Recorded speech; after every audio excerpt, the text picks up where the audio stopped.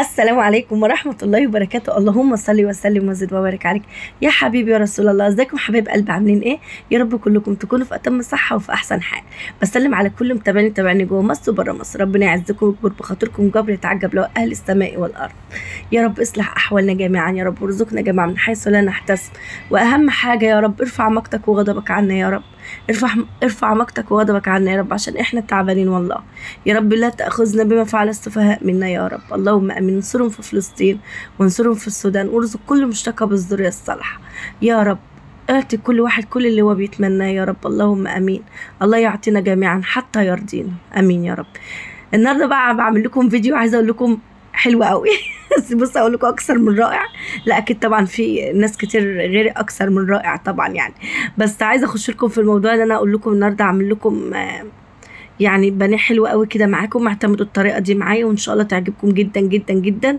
بامانه اللي هيجربها هيعملها على طول، ومش يعني مش كل مره هتسهل له. وعايزه اقول لكم كمان ان انا جبت طريقه بتاعه الفيجيتار اللي احنا بنشتري الاكياس.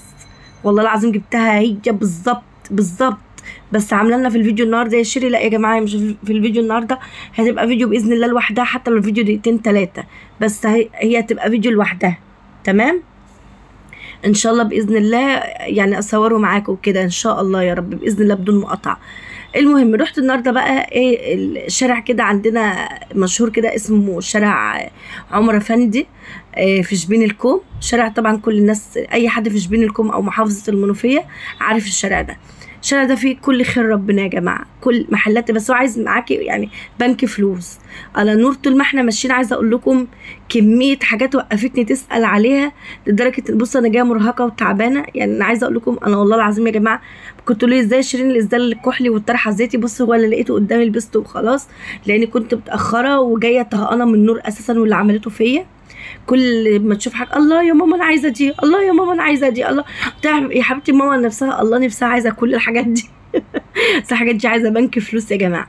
تعرفوا ان الانسان طول ما هو عايش والله العظيم فعلا الانسان يعني احتياجاته فعلا كتير والله. طول ما هو عايش بيعوز وبيحتاج، بس ربنا يا رب يعيننا على حالنا واللي احنا فيه. يمكن احنا احسن من غيرنا يا جماعه. اللي عنده قوت يومه احسن والله العظيم، احسن من ناس كتير ما هيش لاقيه قوت يومها، مش لاقيه حتى رغيف العيش الحائف.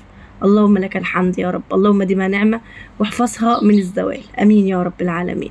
صلوا بقى بنا على النبي عليه افضل الصلاة والسلام. قولوا لا اله الا الله.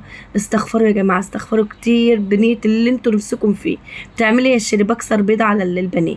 قبل ما اروح الشارع اجيب التوابل اللي انا جبتها واجيب الكريسبي اللي انا اعمل بيه الفراخ اللي انتوا شايفينه الاصفر ده.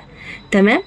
كنت متبله الفراخ في ايه، في توم باودر وبصل عادي وتوم باودر وبهارات فراخ وفلفل اسود وشويه شطه وشويه ملح وليمونه وعصره نص ليمونه مع معلقه خل كبير، وسبتهم كده في التلاجة. اول ما جيت من بره كسرت عليهم البيضه زي ما انتوا شايفين كده. ايه يا شيرين كان في الطبق ده كنت بحضر ان انا اعمل طبق سلطه مع البانيه والمكرونه. نور قالت لي يا ماما انا نفسي في المكرونه اللي هي حبه وحبه، مش عايزه اللي هي الحمراء.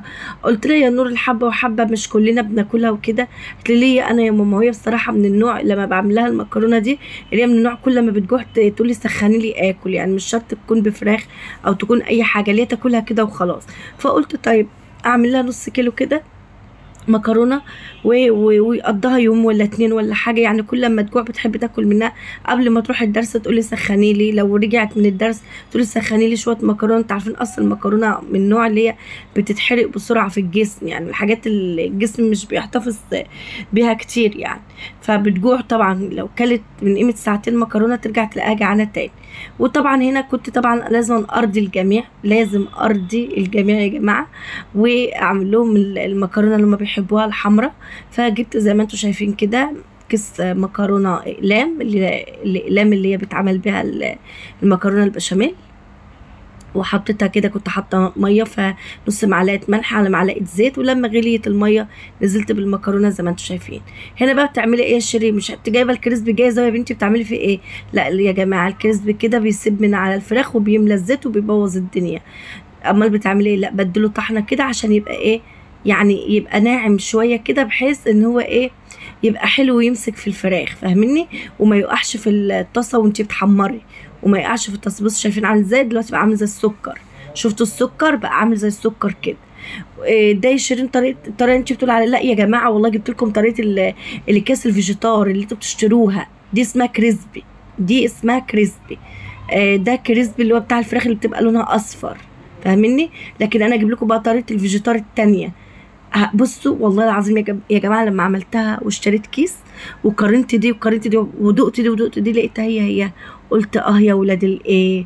وتروحوا تجيبوا الكيس ما بيعملش قطعتين 2 بانيه وب5 جنيه.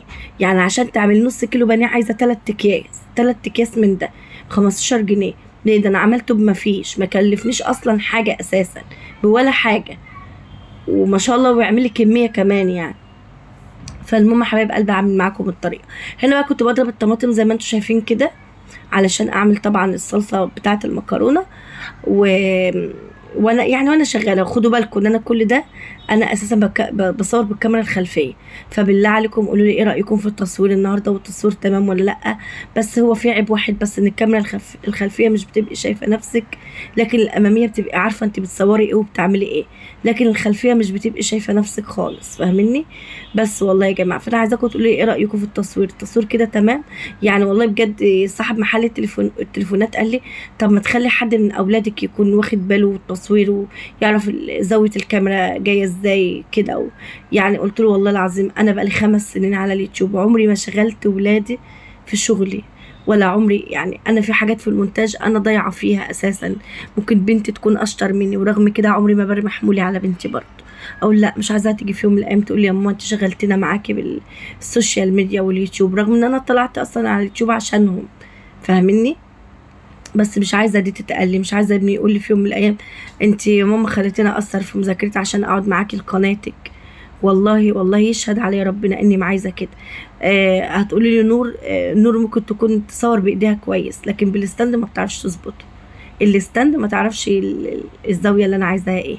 بس يا جماعه لما التوميه بقت لونها ذهبي كده شايفين، قمت نازله عليها بالطماطم، وطبعا مكعب مرقه دجاج، ونص معلقه فلفل اسود، ونص معلقه ملح، وخلاص. وهي دي كده المكرونه. اللي بيحبها يعني سبايسي حراقه كده يحط سنه شطه زي ما انا ما هحط دلوقتي، او بصوا دي سنه الشطه اللي انا حطيتها، وطبعا الملح اللي انا بحطه دلوقتي، والفلفل، وكعب مرقه دجاج. بس المكرونه مش بتاخد اكتر من كده. شيرين ينفع نعملها من غير مرقه براحتكم، مش عايزه تحطوا مرقه دجاج براحتكم، بس انا يعني بلاحظ انها بتدي يعني طعم حلو كده ونكهه حلوه للمكرونه وانت بتاكليها، عشان كده بحب احط مكعب مرقه دجاج في الصلصه. وبحب احطها برده في الطبيخ، بتدي نكهه حلوه برده وطعم حلو.